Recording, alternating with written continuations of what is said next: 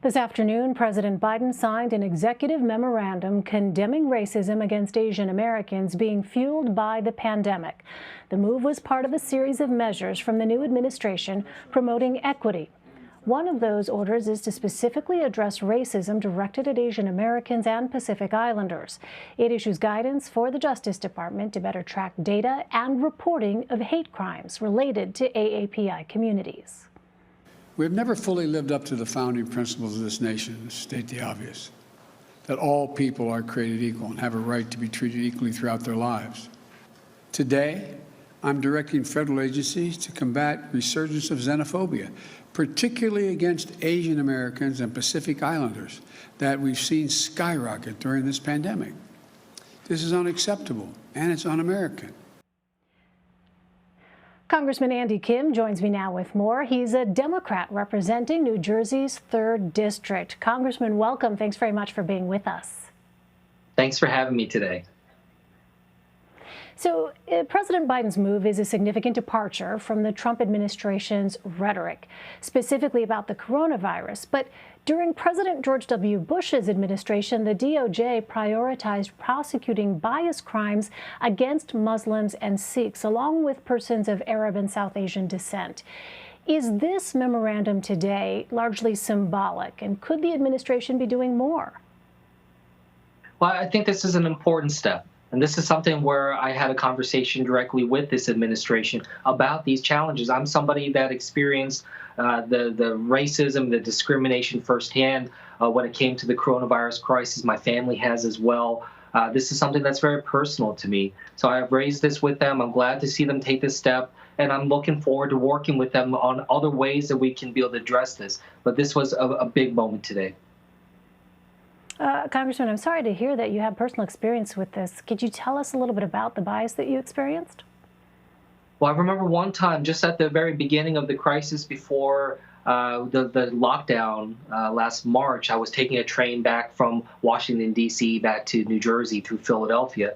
And I sat down next to someone, and she just started yelling and screaming, kind of punching my shoulder, telling me to get away from her because she thought that she was going to be potentially getting the virus simply because I'm sitting next to her.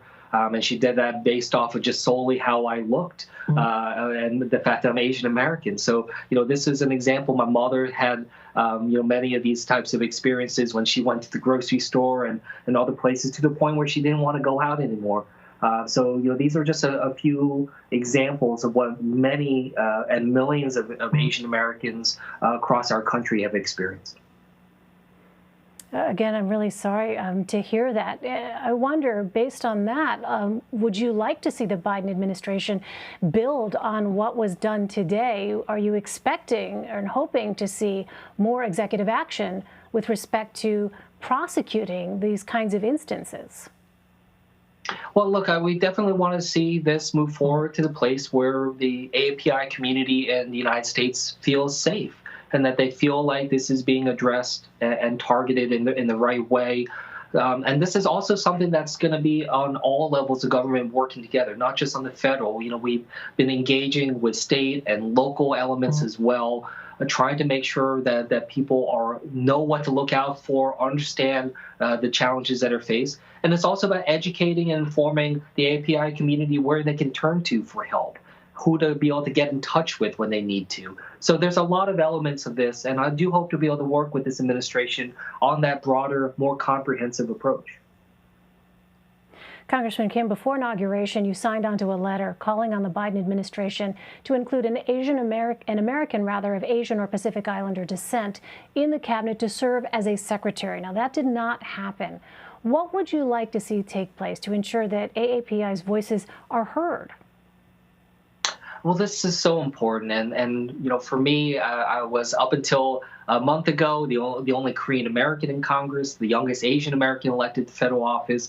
And so this is very personal on so many levels. And I want to see that kind of leadership at the highest levels. And, I'm hoping that we can, first of all, we have, Catherine Tai as a U.S. trade representative. Neera Tanden is is nominated for OMB director. So there are certainly high-level officials. I'd love to see more. I'd love to see them at the secretary level. I think about making sure that we have the talent at the deputy level, at the undersecretary level, places where we then can see potentially API leaders take up at the highest levels at the secretary level. I'm a former civil servant at the State Department. I honestly, I struggle to see a lot of folks like me in leadership in government across the board. So this is something that I'd like to see change, and I'm hoping to really push that forward with a lot of energy. Congressman, I wonder what you think might be behind that and decisions like this, because I'm thinking back to over the summer, for instance, at the Democratic National Convention, when the original speaker's slate did not include the Asian American presidential candidate, former presidential candidate at that point, Andrew Yang, who was added later. What do you think may be behind what we are seeing in the Democratic Party with respect to AAPI community members? Well, look, I think that this is a place where we need to have a kind of broader engagement. I think oftentimes the AAPI community has not been as politically vocal and cohesive. We've seen that change a lot. We saw how incredibly important the AAPI community was in determining the outcomes in Georgia and elsewhere around our country. But look, I had the great chance and honor to be able to work alongside the president when he was the vice president. I worked for 2 years at the White House under him. I saw how he respected me as a mid-level, diplomat in the United States government. He brought me into the room. He had me speak and turn to me for advice, even though he had much more senior people around. He's someone that respects people of all diversity and ethnicities and expertise. So, I think that this is something that we're going to continue to improve upon. Congressman, you come from a district in New Jersey that former President Trump won in both 2016 and 2020. Now, you voted for his impeachment earlier this month, and you were photographed helping to clean up the rotunda after the attack. A lot of our viewers might remember that image. What is your message now to Republican senators considering conviction? Well, right now, when we look back at what happened on January 6th, it was a day that it was certainly something that I'll never forget. One of the darkest days in our democracy, where we literally saw an attack from one branch of government against another. There needs to be accountability here, and that's what this is about. There simply cannot be a situation where this moment of such magnitude passes us by without us being able to have that kind of accountability and understanding moving forward. It's necessary for us to be able to get to the place where we heal. I am somebody that worked under both Republicans and Democrats before. I am one of the strongest fighters and champions for bipartisanship and civility in our government, but that has to start from a mutual understanding of fact and truth and an understanding of accountability grounded in our Constitution. So that is what we are trying to achieve now, and I hope that this gives us the platform and the foundation on which to be able to move forward. It's going to be tough.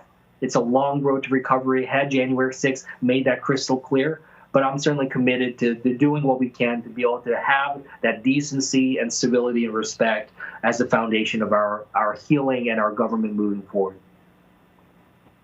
Congressman, I'm wondering what was going through your mind in that picture that we saw of you cleaning up the Capitol Rotunda there, or helping to clean up the Capitol Rotunda there. As I understand it, that was taken in the midnight hour or after midnight or so, the early morning hours of January 7th. Can you just take us back to that moment? What were you thinking? Why did you decide to do what you did that day? Well, it was such a long day with so many emotions, and we were just on the House floor voting on the certification of the Electoral College results. And then I went for a walk through the Capitol, my first time walking through the Capitol since the insurrection had ended. And when I got to the rotunda, you see all the trash and debris.